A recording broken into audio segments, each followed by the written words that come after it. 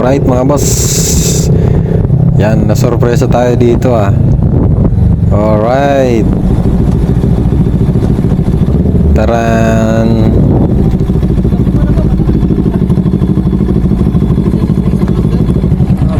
Sa Cristo.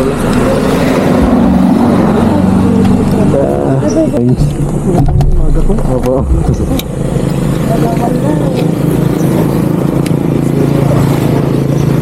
Taga dito lang po kayo, sir. Kamarin po, Caloocan. Tayo. Ito po yung needles ko, taga rito. Taga saan po kayo? Roas. Punta kami doon mamaya. Sir, pagka ano, papatay po ng ilaw, no? Ang ating mga auxiliary. Itulong ko muna ng ako nyo. Yan ay ginagamit lang pagka sobrang dilim lang po talaga.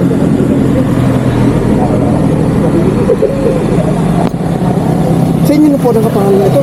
Second honor po. Kanina, second honor po. Bali na pa-transfer nyo na sa inyo. Hindi pa po sir. Kailan nyo po nabili ito? Kailan lang yun, 1 year. 1 year. Pagka ano po sir, pa-transfer nyo na po sa ano.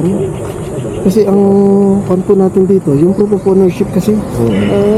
Ito kasi, kailangan nyo pa, nakatas dito yung deed of sale nyo. Ito ganun. Dala ko naman sir.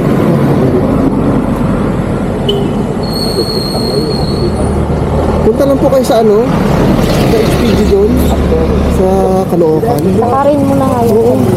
Kasi baka mag-effect yung kanang LTO, yung mga circular nila, na pagka inabutan kayo ng batas na yun, 20 mil din yun. Mabayaran yun. Pagka hindi ka agad mag-transfer.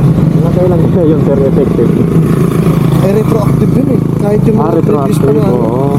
Kaya kailangan ipa-transfer nyo. Saka ano, once na may nangyari kasi sa sasakyan, Oo, yung sana, first nawala. owner na naman yung... Pwede nyo pa siyang ipaalarma, pero pagka hindi po nakapangalan sa inyo, ay hirap.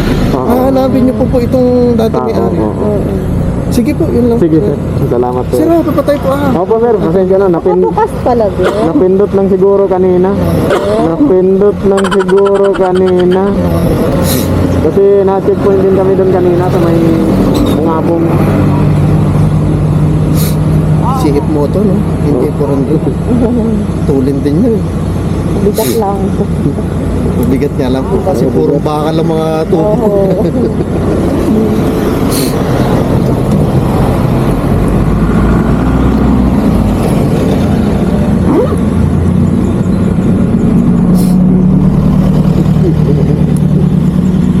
Salamat sir. Salamat sir.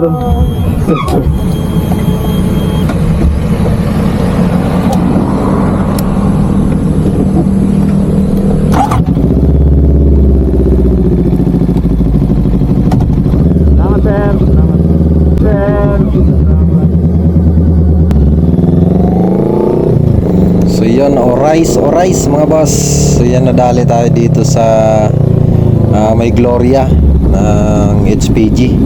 So konting check lang naman, hindi naman talaga ano. At check lang ng mga HPG yung mga bawat motor na dumadaan. So okay lang naman. Konting abala lang naman. So pauwi na tayo nito mga boss sa Manila. Yan. So napakaganda ng tanawin dito mga boss. Ito yung daan talaga ng Oriental Mindoro. So napakalinis at napakainit. So yun, tama naman yung sinabi ni sir na talagang wag nakabili tayo ng second hand na sasakyan. So kailangan na nating ilipat sa pangalan natin para iwas abala. Kasi kung ano man nga talaga yung mangyari sa sasakyan, so hanapin pa rin yung unang may-ari. So tapos tayo yung may dala. So hindi pa kasi natin mga boss nalilipat itong ating NK400 sa pangalan natin. So siguro pag dating natin ng Manila, so maglalaan tayo ng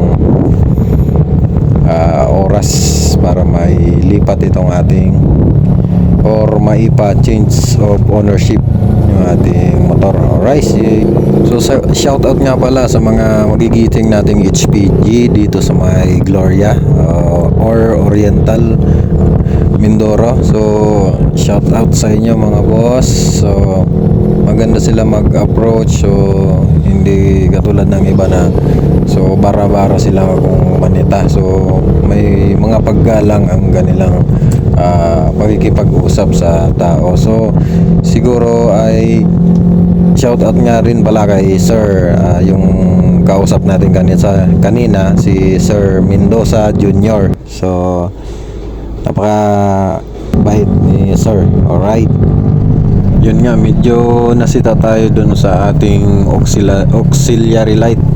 Nakailaw kasi kahit umaga, so okay lang yung headlight na lang ang pailawin kahit sa umaga. Huwag na yung auxiliary light, sa gabi na lang natin gamitin yun at sa sobrang dilim. Alright, so yun lang mga boss. So dito na lang muna tayo, tatapusin natin itong ating video. Maraming salamat sa inyong panonood. Alright.